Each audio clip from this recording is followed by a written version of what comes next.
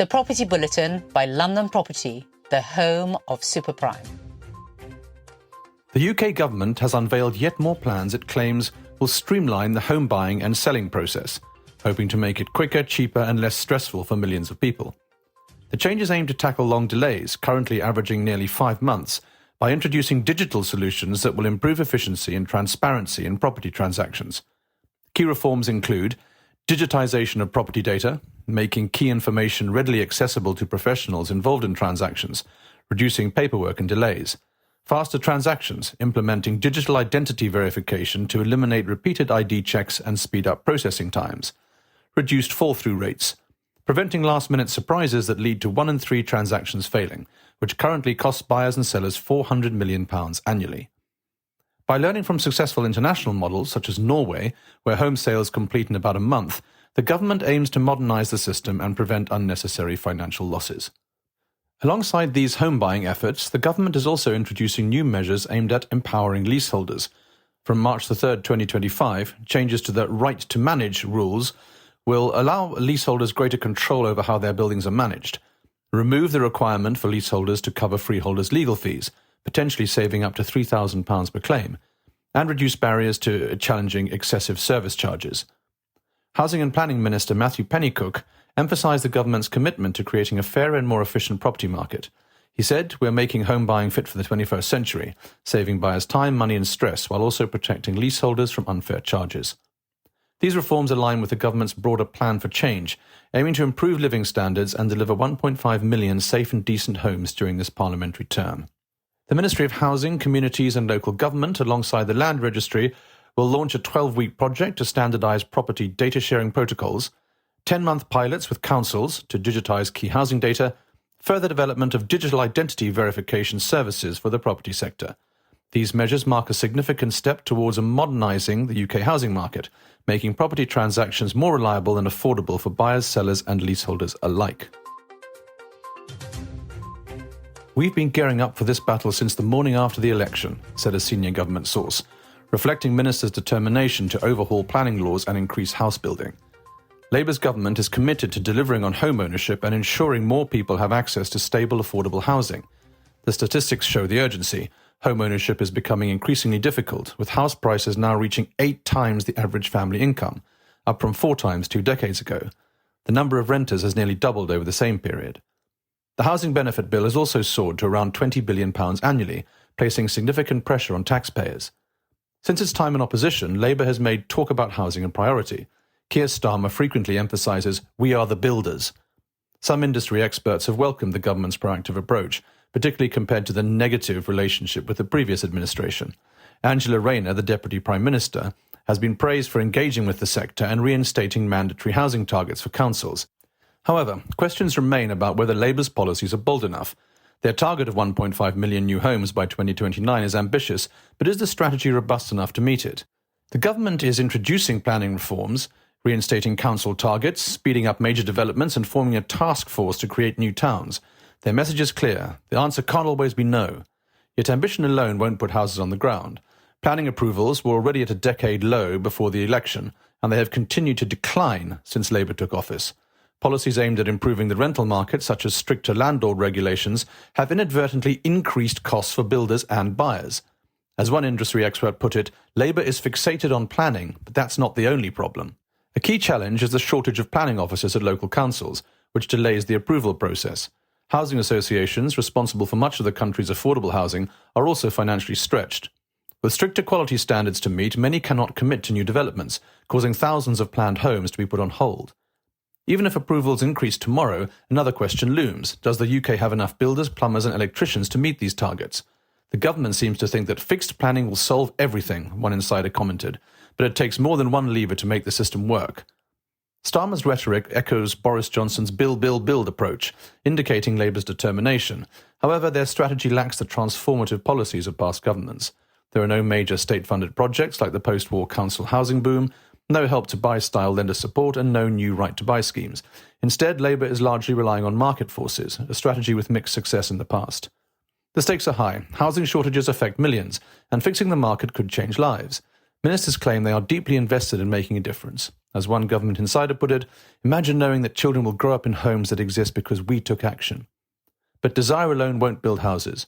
Despite their enthusiasm, Labour may soon discover that simply declaring "let it be so" from Whitehall won't be enough.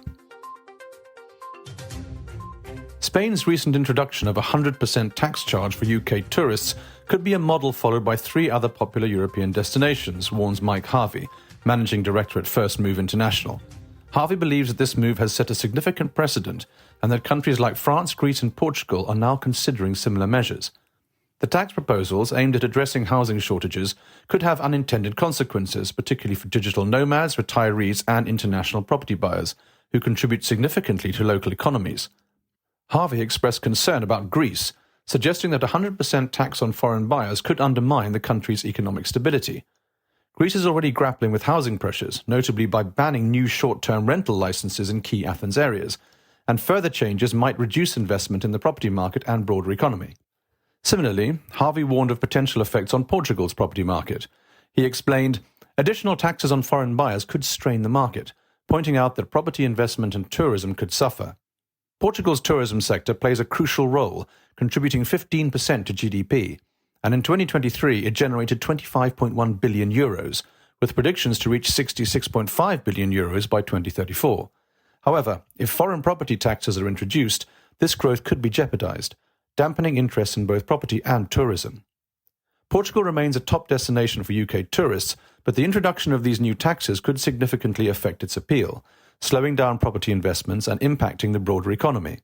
Despite this, Portugal remains the 6th most sought-after holiday destination from 2022 to 2024, thanks to its sunny Mediterranean lifestyle, affordable living and welcoming environment. The government has launched a new consultation, snappily titled Improving the Energy Performance of Privately Rented Homes, which serves as a 2025 update to a similar consultation held in 2020. This consultation, which may have been overshadowed by discussions around the Renters' Rights Bill, focuses on raising the energy efficiency standards for properties in the private rented sector. Currently, under the minimum energy efficiency standards, domestic rented properties must meet at least an EPC grade E. While the buzz around reaching EPC grade C is prevalent, the government's real objective is not exactly that. They're looking to overhaul the energy efficiency framework entirely, building upon ideas developed by the previous government and advancing them through consultations that began late last year. The proposals are detailed and complex, but the key takeaway is that the government aims to move away from the current EPC letter system, which can sometimes be misleading about a property's energy performance. Instead, they want to introduce a series of more accurate metrics that will focus on key performance indicators. These metrics will include the fabric performance metric, which relates to the property's insulation and thermal properties, and neither the heating system metric or the smart readiness metric. The reason behind this shift is simple. Properties with good renewable energy features, such as solar panels, could receive a high EPC rating despite being poorly insulated and inefficient to heat. Under the new system, the fabric performance metric will measure how well the property retains heat, while the heating system metric will assess the efficiency and environmental impact of the heating system itself. The smart readiness metric will focus on the ability of the property to incorporate smart technologies and allow tenants to benefit from cheaper smart tariffs. The new standards are expected to apply to new tenancies from 2028 and to all tenancies from 2030, giving landlords a narrow window of time to comply.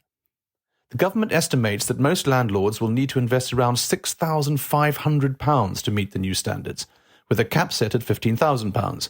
Once this cap is reached, landlords can register for a 10-year exemption, but after this period they will need to reapply and potentially invest again. This cap is higher than the £10,000 proposed in 2020, but the government is seeking feedback on which cap should be implemented. Notably, the £15,000 cap includes VAT, meaning it's effectively a lower amount than it seems. Since most landlords will likely only need to spend around £6,500, the increase in the cap mainly affects properties that require more extensive work, with diminishing returns as more money is spent. However, landlords should avoid making energy efficiency improvements before 2026, as the costs cap will not be applicable until then, potentially leading to a period of inactivity over the next year. The consultation is open until the 2nd of May, and an online response form is available for landlords to submit their views. A new report from Spare Room reveals that only 4.5% of landlords intend to expand their property portfolios in 2025, with a significant number planning to exit the market or reduce their holdings. The data shows that 34% of landlords are considering leaving the rental sector altogether this year, with 29% planning to scale back their portfolios. Additionally, 4% of landlords are contemplating converting their properties to short-term holiday rentals. The sentiment is even more pronounced in London, where 42% of landlords plan to exit the market in 2025.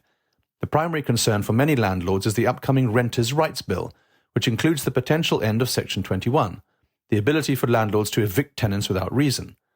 The increased capital gains tax and overall reduction in profitability in the current market are also key drivers behind landlords' lack of confidence in the private rental sector. A record 88% of landlords report having no confidence in the market, with the number rising to 90% in London. Many landlords have expressed feelings of stress and anxiety, particularly over financial concerns and the impact of government intervention on their retirement plans. Half of the landlords surveyed reported that being a landlord has negatively affected their health and well-being over the past year. Some landlords shared their frustrations, with one commenting, "I'm a decent landlord and provide a nice flat that is decorated to a good standard. From 2025, landlords will have no protection. This is my pension and I need the same protection as tenants." Another said, "I'm a small landlord who is worried I'll have to sell due to changes in the private rental sector. I'm a good landlord, but I can't deal with the complete handover of control of my properties to tenants." Matt Hutchinson, director of Spare Room, pointed out that nearly half the landlords own just one rental property, with some having their life savings invested in it. He warns if landlords feel they have no choice but to leave the market, renters will suffer. The lack of supply is already driving up rents, and if landlords act on their intentions, the problem will worsen. Hutchinson further emphasised that the current rental market isn't working for either tenants or landlords. He believes that while rent reforms to offer greater tenant protection are needed, the government must also provide support and incentives for landlords to ensure stability and affordability in the sector. Without these changes, he warns, landlords will see the market as a risky investment, which could lead to even greater volatility.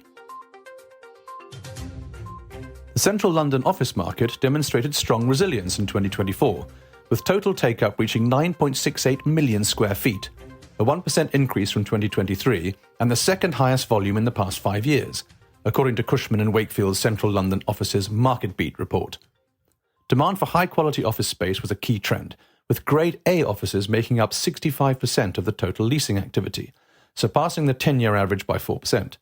This demand, combined with the high standards of new developments, led to some of the strongest rental growth in recent years, particularly in prime locations within the city. In the year leading up to Q4 2024, rents across central London rose by 7.8%. The city accounted for 65% of total leasing activity in 2024, the third highest share on record, following only 2023, 70%, and 2009, 69%. The West End accounted for 34%, while East London claimed 3%. Notably, while transactions over 75,000 square feet saw their highest count since 2019, it was deals under 25,000 square feet that drove the overall market, representing 87% of total transactions. Andy Tyler, head of London office leasing at Cushman & Wakefield, commented, "Q4 saw significant leasing activity with companies like Moody's, Octopus and Creative Arts Agency. We expect leasing momentum to continue in 2025, as seen in current viewing levels and negotiations this first quarter. Despite higher availability levels, demand remains strong, particularly with larger requirements of 250,000 square feet and above. The return of these larger deals, which have been rare in recent years, will significantly bolster the London market." Despite strong leasing activity, investor sentiment in the office market was more cautious. Office investment in 2024 totaled £6.05 billion, marking an 18% decline from 2023, with the lowest average deal size on record at £30.7 million. Prime office yields remained stable in Q4, with the City at 5.75% and the West End at 4%. The report also outlined several positive risks for 2025, including modestly positive economic indicators such as inflation and GDP figures, which are supporting expectations of further interest rate cuts.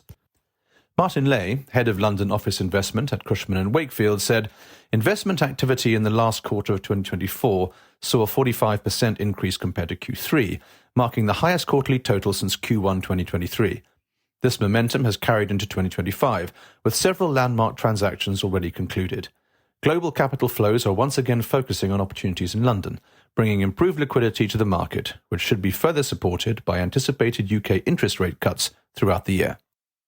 Subscribe to our newsletter to receive our weekly bulletins and stay ahead of what's shaping the super prime property market.